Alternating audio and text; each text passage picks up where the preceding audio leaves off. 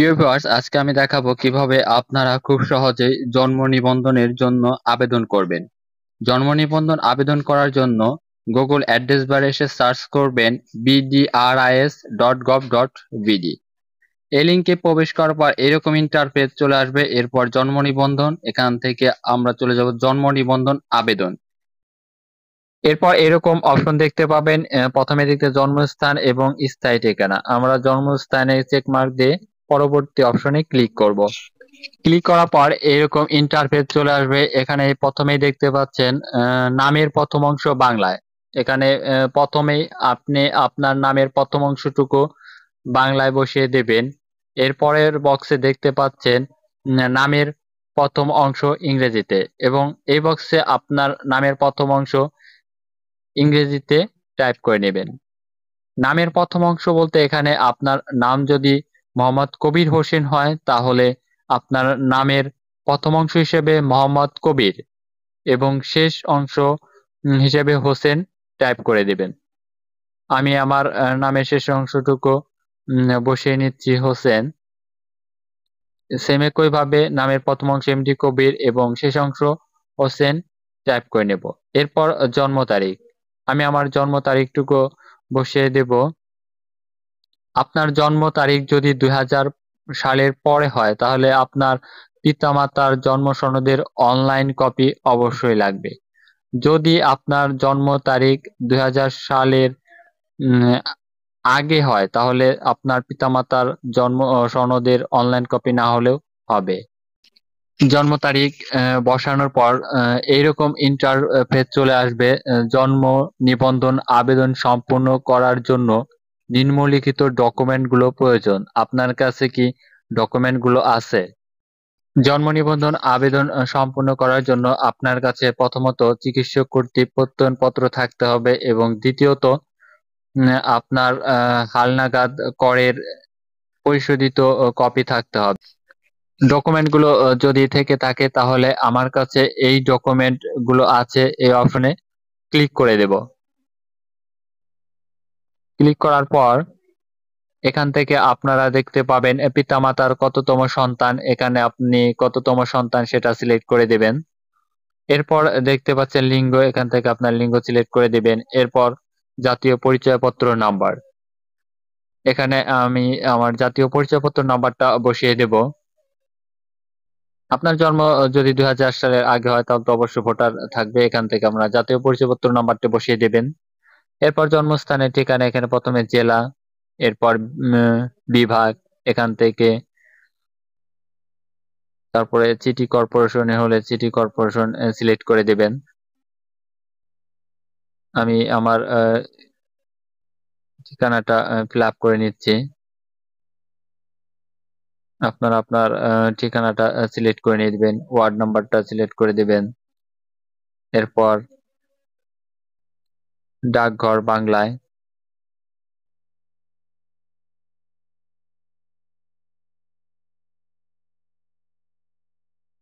আমি আমার তথ্যগুলো দিয়ে দিচ্ছি। আপনারা ভালোভাবে ফর্মটি ফিল আপ করবেন।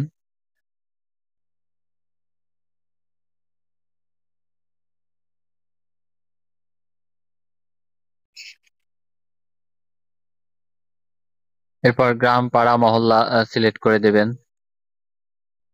এরপর দেখতে পাচ্ছেন বাসা নাম্বার দিয়ে দেবেন আপনার।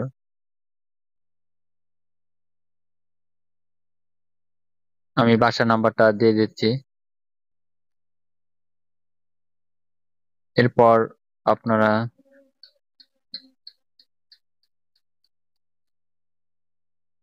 এরপর ডাকঘর ইংরেজিতে, আপনারা ইংরেজিতে টাইপ করে দিবেন।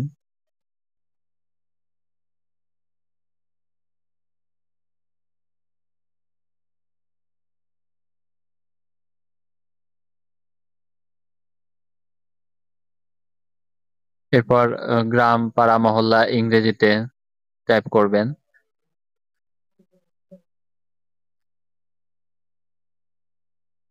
এরপর বাসার নাম্বারটা সিলেক্ট করে দিবেন।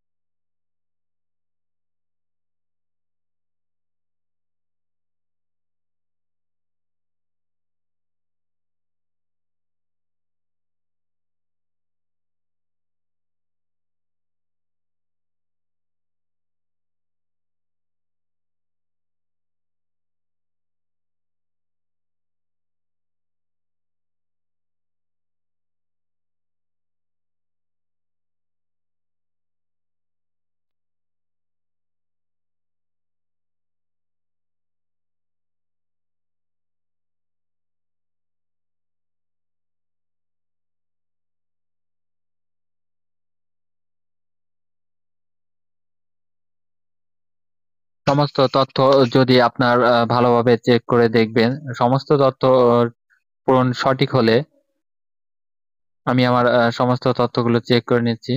আপনারা ভালো করে চেক করে নেবেন। সমস্ত তথ্য ঠিক থাকলে আপনারা এখান থেকে পরবর্তী অপশনে ক্লিক করবেন। পরবর্তী অপশনে ক্লিক করার পর এইরকম ইন্টারফেস চলে আসবে। এখানে দেখতে পাচ্ছেন পিতামাতার তথ্য।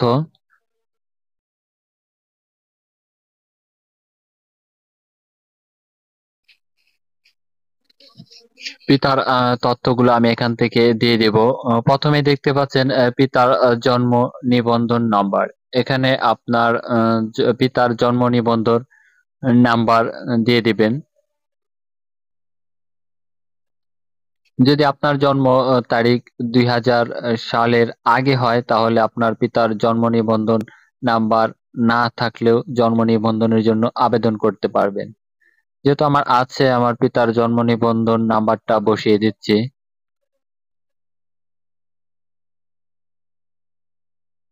আমি ফর্মটি ভালোভাবে পূরণ করে নিব।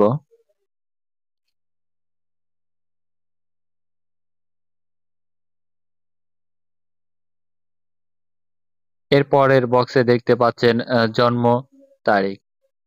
আমি পিতার জন্ম তারিখটা বসিয়ে দেব।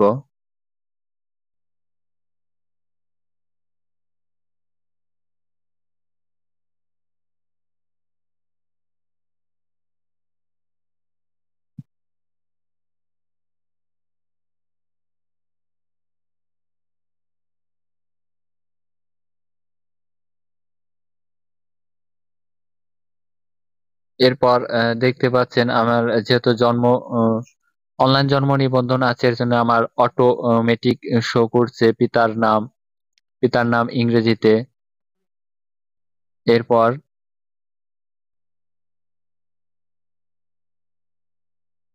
পিতার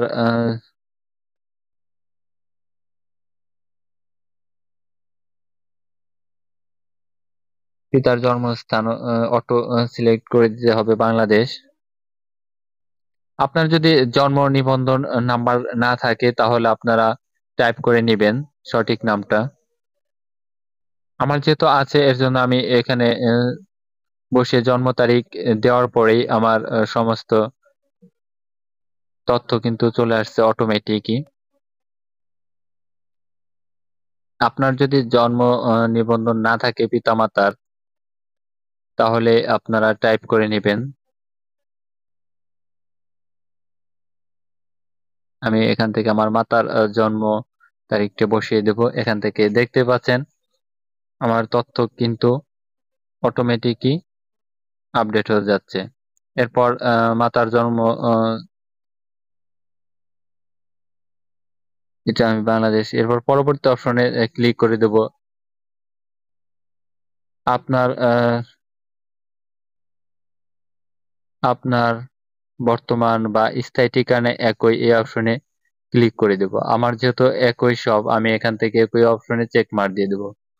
এরপর স্থায়ী ঠিকানা ও বর্তমান ঠিকানা একই, আমি এই অপশনে যদি আপনার একই হয় তাহলে চেক মার্ক দেবেন। এরপর পরবর্তী অপশনে ক্লিক করবেন। ক্লিক করার পর এরকম ইন্টারফেস চলে আসবে। এখানে দেখতে পাচ্ছেন নিবন্ধন ব্যক্তি 18 বছরের উপরে হলে জন্ম নিবন্ধনের জন্য আইন অনুযায়ী বা কোনো এইটা ভালোভাবে পড়ে আপনারা এই করে দেবেন। আবেদনকারীর ব্যক্তির সহিত সম্পর্ক, এখানে আমি নিজ সিলেক্ট করে দেব যেহেতু আমি নিজে আবেদনটা করেছি। আপনারা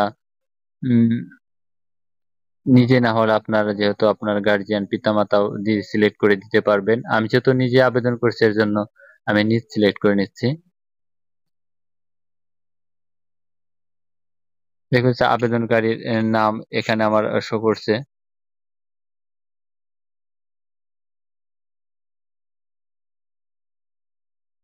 এরপর সংযোজন করুন। আমরা যে ডকুমেন্টগুলোর কথা বলছিলাম, চিকিৎসক কর্তৃক প্রত্যয়নপত্র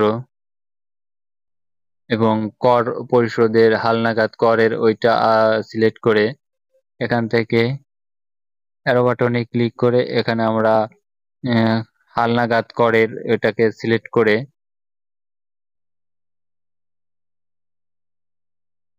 ওয়েবসাইট থেকে স্টার্ট অপশনে ক্লিক করে দেবো। দেখেন আমার ডকুমেন্টটি আপলোড হয়ে গেছে। এরপর আবার সংযোজন থেকে আমি আমার চিকিৎসকের প্রত্যয়নপত্রটা আপলোড করে দেব।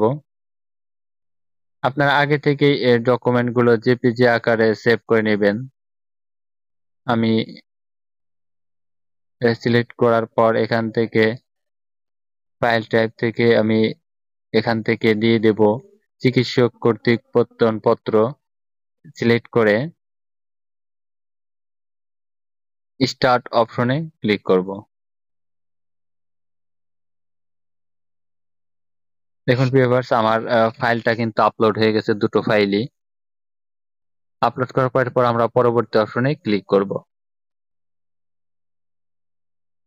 ক্লিক করার পর আপনার কাছে আমার যে তথ্যগুলো পূরণ করেছেন তার সমস্ত তথ্যই কিন্তু শো করবে।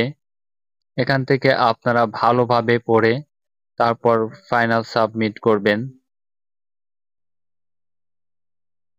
আবেদনপত্র ত্রুটি সমাধান পূর্ব সকল তথ্য এটা ভালোভাবে পড়াশোনা নেবেন।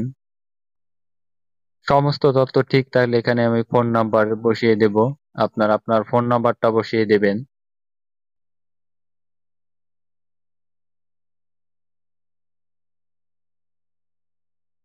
ফোন নাম্বার বসানো হয়ে গেলে এরপর ওটিপি পাঠানো অপশনে ক্লিক করবেন। ক্লিক করার পর আপনার ফোনে একটা মেসেজ যাবে, একটা ওটিপি কোড যাবে। এরপর বক্সে আপনার ওটিপি কোডটা বসিয়ে সাবমিট অপশনে ক্লিক করবেন। সাবমিট অপশন ক্লিক করার পর আপনারা এইরকম ইন্টারফেস দেখতে পাবেন। সাকসেসফুল, আপনার আবেদনপত্রটি সফলভাবে সাবমিট করা হয়েছে। এরপর নিচে দেখতে পাচ্ছেন আবেদনপত্র নাম্বার। এই আবেদনপত্র নাম্বারটি আপনারা নোট করে রাখবেন, এটা আপনার পরবর্তীতে কাজে লাগবে। এখন আমরা আবেদনপত্রটি প্রিন্ট করব। প্রিন্ট করার জন্য আপনারা নিচের যে দুইটি অপশন দেখতে পাচ্ছেন এখান থেকে আবেদনপত্র প্রিন্ট এই অপশনে ক্লিক করবেন। ক্লিক করার পর যদি এইরকম ইন্টারফেস চলে আসে একটা নির্দেশনা, তাহলে কিন্তু এখান থেকে আবেদনপত্রটা প্রিন্ট করতে পারবেন না। আবেদনপত্র প্রিন্ট করার জন্য যে আবেদনপত্রের নাম্বারটা এটা কপি করে জন্ম নিবন্ধন এই অপশন থেকে আপনারা অনেকগুলো অপশন দেখতে পাবেন। এখান থেকে আমরা জন্ম নিবন্ধন আবেদনপত্র প্রিন্ট এই অপশনে ক্লিক করব। ক্লিক করার পর এইরকম ইন্টারফেস চলে আসবে। এখানে আবেদনপত্রের ধরন, এখানে জন্ম নিবন্ধনের জন্য আবেদনপত্র সিলেক্ট করব। এরপর অ্যাপ্লিকেশন আইডি, এখানে আমার অ্যাপ্লিকেশন আইডিটা বসিয়ে নেব। আপনার অ্যাপ্লিকেশন আইডিটা বসিয়ে নেবেন। এরপর জন্ম তারিখ, এখানে আপনার জন্ম তারিখ বসিয়ে প্রিন্ট অপশনে ক্লিক করলেই আবেদনপত্রটা কিন্তু শো হবে। এভাবে কিন্তু খুব সহজে আপনারা জন্ম নিবন্ধনের জন্য আবেদন সম্পন্ন করতে পারবেন। এখান থেকে প্রিন্ট করে আপনারা স্থানীয় ইউনিয়ন পরিষদে জমা দিলে আপনার আবেদনপত্রের কাজ সম্পন্ন হবে। প্রিয় ভিউয়ার্স, আমার ভিডিওটা ভালো লাগলে আমার চ্যানেলটা সাবস্ক্রাইব করে দিবেন। সকলকে ধন্যবাদ।